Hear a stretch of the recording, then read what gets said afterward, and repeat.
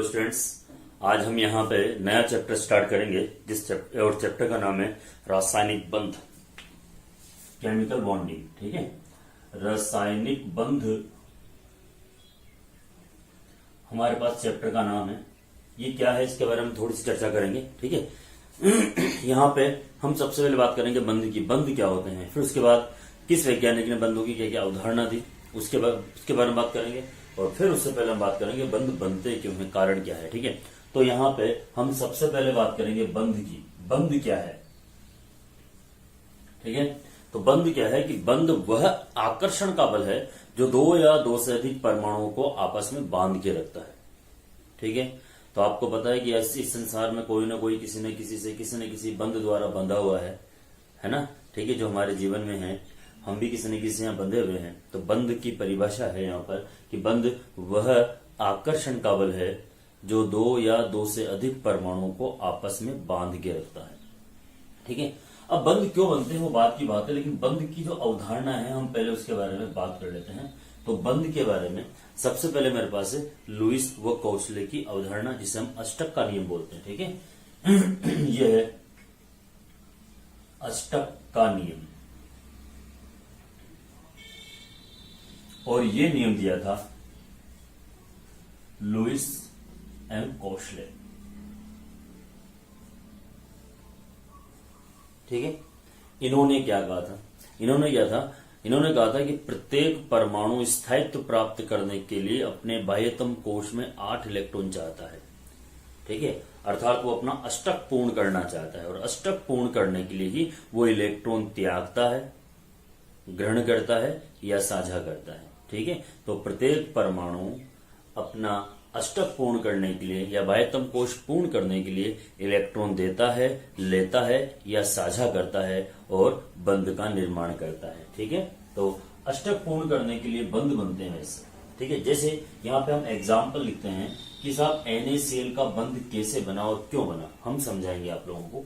ये calcium chloride का बंध कैसे बना और क्यों बना, इसके बारे में भी हम यहाँ पे बात करेंगे। सामने देखना बेटा, सोडियम का परमाणु क्रमांक 11 होता है और उसके इलेक्ट्रॉनिक विन्यास होता है 281। ठीक है बेटा, क्लोरीन का परमाणु क्रमांक 17 होता है और इसका जो इलेक्ट्रॉनिक विन्यास होता है वो होता है 2, 8 और 7। ओके, 2, 8 और 7। ओके, अब देखिए, सोडियम के बाह्यतम कोश में 1 इलेक्ट्रॉन है, क्लोरीन के बाह्यतम कोश में 7 इलेक्ट्रॉन है। ठीक है, अब अगर ये 1 इलेक्ट्रॉन इसको दे दे तो क्या होगा बेटा, इसका विन्यास 2 और 8, बाह्यतम कोश में 8 इलेक्ट्रॉन होंगे, और इसका भी विन्यास हो जाएगा 2 और 8, बाह्यतम कोश में 8 इलेक्ट्रॉन होंगे।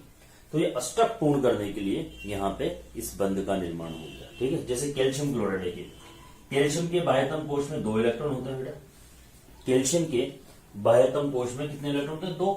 कैल्शियम का परमाणु क्रमांक 20, पहली कक्षा में 2, फिर 8, 2, 8, 8 और लास्ट वाले में 2 इलेक्ट्रॉन होते हैं।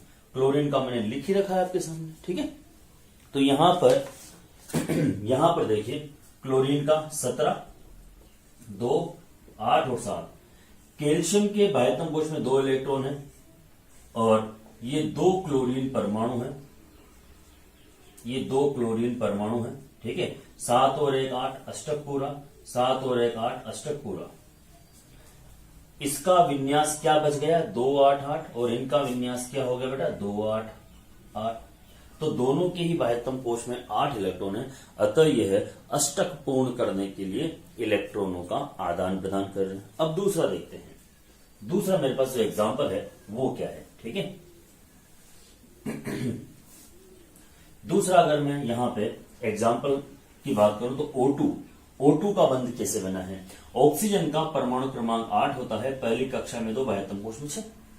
तो एक ऑक्सीजन जिसके पास है 8 इलेक्ट्रॉन, दूसरा ऑक्सीजन जिसके पास भी 6 इलेक्ट्रॉन।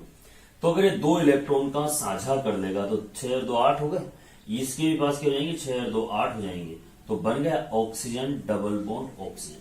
यहाँ पे हम एक चीज और बात करते हैं, लुईस अवधारणा, है ना। तो मैं इसी में आपको समझाऊंगा लुईस अवधारणा भी। लुईस ने इलेक्ट्रॉनों को डॉट या बिंदु द्वारा प्रदर्शित किया था। ठीक है, तो हम दूसरा एग्जांपल ले रहे हैं N2 का। नाइट्रोजन का परमाणु क्रमांक 7 होता है बेटा, पहली कक्षा में 2, बाह्यतम कोश में 5 इलेक्ट्रॉन। ये आपने 9th 10th में भी आराम से पढ़ रखे हैं, ठीक है। तो यहां पर एक नाइट्रोजन जिसके बाह्यतम कोश में ये 3 इलेक्ट्रॉन, अब मैं डॉट से डिनोट कर रहा हूं, इसका मतलब ये लुईस स्ट्रक्चर हो गया, ठीक है। और ये दूसरा नाइट्रोजन परमाणु जिसके बाह्यतम कोश में भी ये 5 इलेक्ट्रॉन। अब बेटा इसको अष्टक पूर्ण करने के लिए कितने इलेक्ट्रॉन की रिक्वायर्ड है? 3 की। तो ये 5 और 3 8, क्या इसका ऑक्टेट कंप्लीट हो गया? क्या ये 5 और 3 8, क्या इसका भी ऑक्टेट कंप्लीट हो गया, अष्टक पूरा हो गया? तो यहाँ पे N ट्रिपल बॉन्ड N। एक चीज और आपको समझ में आ जाएगी कि बंध निर्माण में जितने इलेक्ट्रॉन पार्टिसिपेट करते हैं उतने ही बंध बनते हैं। तो ऑक्सीजन के बीच में डबल बॉन्ड है, यहाँ 3 इलेक्ट्रॉन पार्टिसिपेट कर रहे हैं, तो यहाँ पे ट्रिपल बॉन्ड है। आई कुछ बात समझ में? ठीक है। तो डबल बॉन्ड और ट्रिपल बॉन्ड का जो बनता है वो भी इसी के आधार पर बनता है, लुईस स्ट्रक्चर के आधार पर, ठीक है। अच्छा, अगर हम थोड़ी सी और बात कर लें आप लोगों से आगे की, तो उसके अंदर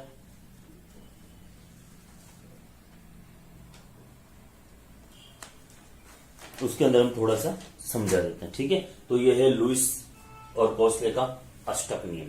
अब हम यहां पे बात करेंगे बंधों के प्रकार,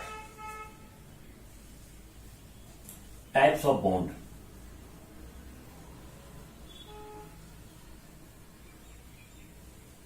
फिर बात करेंगे बंधों को प्रभावित करने वाले कारक। बंधों के प्रकार, तो पहला है मेरे पास आयोनिक या आयनिक बंध। हम बात करेंगे आयनिक बंध की। आयनिक बंध होते क्या है, किसे कहते हैं आयनिक बंध, ठीक है। तो आयनिक बंध ऐसा बंध जो इलेक्ट्रॉनों के आदान प्रदान से निर्मित होता है, बनता है, या इलेक्ट्रॉनों के विनिमय से निर्मित होता है, उसे हम बोलते हैं आयनिक बंध, ठीक है। तो अधिक जो तत्व इलेक्ट्रॉन देता है, जो परमाणु इलेक्ट्रॉन देता है, उस पर तो आता है धन आवेश, और जो तत्व इलेक्ट्रॉन ग्रहण करता है या जो परमाणु इलेक्ट्रॉन ग्रहण करता है, उस पर आ जाता है यहाँ पे ऋण आवेश, ठीक है। तो ये इलेक्ट्रॉनों के आदान प्रदान से बनता है, पहला पॉइंट। वैसे हम कॉमनली बात करें तो ये कहते हैं, हम देखते हैं भी कि जो ये बॉन्ड है, अगर पहचानना हो तो कैसे पहचानेंगे, तो धातु अधातु के बीच में जो बॉन्ड बनता है वो आयनिक बॉन्ड होता है 99% केस में, ठीक है। तो यहाँ पे पहली चीज समझ में आएगी, इलेक्ट्रॉनों के स्थानांतरण से जो बंध बनेगा वो होगा आयनिक बंध, या हम इसको विनिमय भी बोल सकते हैं। इलेक्ट्रॉनों के विनिमय से जो बंध बनता है वो होता है आयनिक बंध। जस्ट फॉर एग्जांपल देखिए, सोडियम के बाह्यतम कोश में 1 इलेक्ट्रॉन होता है, क्लोरीन के बाह्यतम कोश में 7 इलेक्ट्रॉन होते हैं। तो अगर ये इसको 1 इलेक्ट्रॉन दे देगा तो इसका अष्टक पूरा, अभी भी मैंने एग्जांपल बताया था आपको, और ये 1 इलेक्ट्रॉन दे देगा तो इसका भी अष्टक पूरा। ये दे रहा है और ये ले रहा है, तो देने वाले पर धन आवेश और लेने वाले पे क्या आएगा बेटा, ऋण आवेश। तो जो NaCl का जो बीच का बंध है, ये कौन सा बंध है, आयनिक बंध है, ठीक है। दूसरा एग्जाम्पल देखो, एक और एग्जाम्पल देखिए बेटा, सेकंड एग्जाम्पल यहां है ना, मैग्नीशियम क्लोराइड का, ठीक है। मैग्नीशियम का परमाणु क्रमांक होता है 12, 2, 8 और 2, और क्लोरीन का तो आपको पता ही है बेटा 2, 8 और 7। ये मैग्नीशियम, इसके पास 2 इलेक्ट्रॉन है, और ये क्लोरीन है जिसके बाह्यतम कोश में 7 इलेक्ट्रॉन है। अब आप सबको पता है कि ये इससे एक इलेक्ट्रॉन ले ले तो इसका काम हो गया और इसका भी अष्टक पूर्ण हो गया। इसका इलेक्ट्रॉनिक विन्यास हो गया 2, 8 और इसका भी हो गया 2, 8, 8। तो हम इसको ऐसे डिनोट करते हैं, ये जिसने दिया है उस पर धन आवेश, जिसने लिया है उस पर ऋण आवेश। तो बात समझ आ गई होगी, ये है आयोनिक बॉन्ड, आयनिक बंध, जो कि इलेक्ट्रॉनों के आदान प्रदान या विनिमय से बनता है, ठीक है बेटा, बहुत शानदार है। इसके बाद हम बात करते हैं आयनिक बंध को प्रभावित करने वाले कारक, कैरेक्टरिस्टिक्स ऑफ आयनिक बॉन्ड, ठीक है। आयनिक बंध को कौन कौन से कारक हैं जो इफेक्ट करते हैं, प्रभावित करते हैं, ठीक है बेटा। आयनिक बंध को प्रभावित करने वाले कारक, फर्स्ट है यहां पर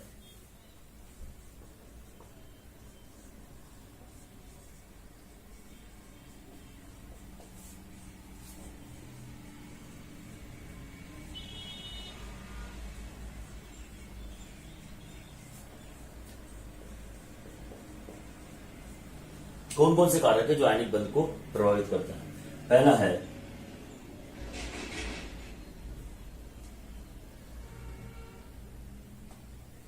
आयनिक बंध को प्रभावित करने वाले कारक नहीं, हमें उसके अभिलाक्षणिक गुण, आयनिक बंध के अभिलाक्षणिक गुण पढ़ेंगे ना, अभिलाक्षणिक गुण।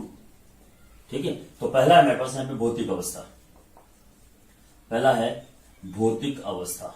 अब भौतिक अवस्था कौन कौन सी होगी सामने देखिए आप।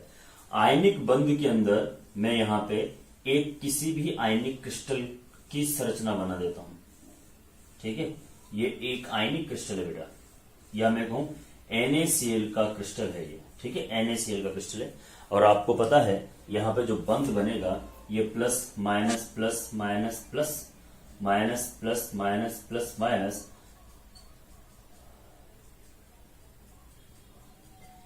अब आप देखिए एक धन आयन 1 2 3 4 और एक ऊपर और एक नीचे, एक धन आयन 6 ऋण आयनों द्वारा, 6 दिखना है आपको। एक ये जो NaCl का है वो त्रिविमीय स्ट्रक्चर होता है। ठीक है, मैंने बोर्ड पे 2D स्ट्रक्चर ही बना रखा है, तो एक मॉलिक्यूल इसके ऊपर होगा और एक इसके नीचे होगा। तो यहां पे देखिए एक धन आयन 6 ऋण आयनों से और एक ऋण आयन 6 धन आयनों से प्रबल नाभिकीय आकर्षण बल द्वारा बंधा होता है। अतः इसकी भौतिक अवस्था क्या होती है बेटा? ठोस होती है। अतः इसकी भौतिक अवस्था ठोस होती है। ठीक है, द फर्स्ट पॉइंट। ठीक है, दूसरा पॉइंट अगर हम यहाँ पे बात करें एमपीबीपी गलनांक क्योथनांक, अगर हम यहाँ पे बात करें गलनांक क्योथनांक की, ठीक है, तो अवयवी कणों या आयनों के मध्य प्रबल नाभिकीय आकर्षण है ना, स्थिर विद्युत बल लगने के कारण इनकी भौतिक अवस्था, इनके गलनांक क्योथनांक क्या होते हैं? उच्च होते हैं। ठीक है, तीसरा पॉइंट है मेरे पास भंगुर प्रकृति, है ना, ये है भंगुर प्रकृति। भंगुर प्रकृति, ठीक है, ये भंगुर प्रकृति क्या होता है? ब्रिटल नेचर क्या होता है? जब भी हम इस आयनिक क्रिस्टल पर बाह्य बल लगाते हैं, क्या लगाते हैं बेटा? बाह्य बल। जब भी हम इस आयनिक क्रिस्टल पर बाह्य बल लगाते हैं तो बाह्य बल लगाने के कारण क्या होता है? ये एक परत दूसरी परत पर सरक जाती है। जब एक परत दूसरी परत पर सरक जाएगी तो समान आवेश एक दूसरे के सामने आ जाते हैं, और इन समान आवेशों के एक दूसरे के सामने आने के कारण यहां प्रतिकर्षण होता है और बाह्य बल लगाने पर ये आसानी से टूट जाते हैं। अतः आयनिक यौगिक जो हैं ये भंगुर प्रकृति भी दर्शाते हैं। ठीक है बेटा, चौथा पॉइंट है चालकता। चालकता देखिए, आयनिक यौगिक ठोस अवस्था में विद्युत के कुचालक होते हैं, किंतु विलयन अवस्था में या संगलित अवस्था में, गलित अवस्था में मुक्त इलेक्ट्रॉनों के कारण चालकता दर्शाते हैं। ठीक है, तो आयनिक यौगिक वैसे तो विद्युत के कुचालक होते हैं ठोस अवस्था में, लेकिन विलयन अवस्था में या गलित अवस्था में मुक्त इलेक्ट्रॉनों के कारण विद्युत के चालक होते हैं। ठीक है, नेक्स्ट पॉइंट हम यहाँ पे बात करेंगे आपसे, वो है रासायनिक अभिक्रियाएं। इनकी रासायनिक अभिक्रियाएं तीव्र गति से होती हैं क्योंकि पार्टिसिपेट करने वाले आयन होते हैं, और आयनिक अभिक्रिया फास्ट होती है। और नेक्स्ट है समाकृतिक। छठा पॉइंट है समाकृतिकता, समान आकृति। ठीक है, तो आयनिक यौगिक समाकृतिकता दर्शाते हैं। जैसे देखो बेटा NaF है ना, और ये MgO मैग्नीशियम ऑक्साइड कैसे समाकृतिक है? देखो ये, इसके पास 11 प्रोटॉन, इसके पास 9 प्रोटॉन, टोटल 20, इसके पास 12, इसके पास 8, टोटल 20। ठीक है, तो ये आपस में समाकृतिकता भी प्रदर्शित करते हैं या दर्शाते हैं।